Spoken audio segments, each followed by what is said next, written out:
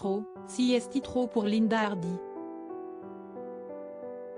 Ce mardi 14 mars, l'ancienne Miss France s'est emparée d'Instagram pour pousser un coup de gueule. Dans ses stories, la comédienne partage des photos des rues parisiennes où les déchets s'entassent et les conteneurs de poubelles débordent d'ordures depuis le début de la grève des éboueurs contre la réforme des retraites. Paris, la nouvelle poubelle du monde, déplore-t-elle. Honte à notre pays. Toujours en commentaire du montage photo, elle ajoute, tout ça en moins de 100 mètres et CST sur des kilomètres pareils. Point remonté, Linda Hardy interpelle le président de la République en l'identifiant Emmanuel Macron dans sa story, CST la fête du slip.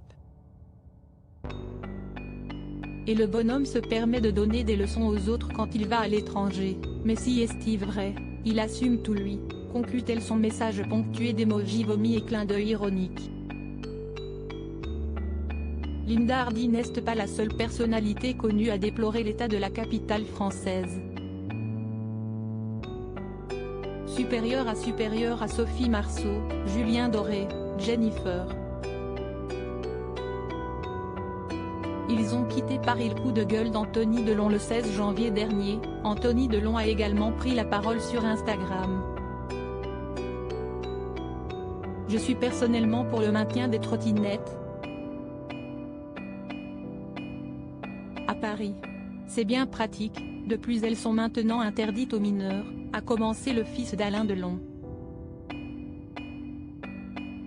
Avant de s'en prendre à Anne Hidalgo, j'ai vu que la mairie de Paris avait lancé un ultimatum pour la gêne occasionnée. Nous Parisiens, on aurait le droit de faire de même pour la saleté, les travaux inachevés, les poubelles et le bordel que la mairie a mis dans cette ville. Des propos qui font écho à ceux de Stéphane Bern.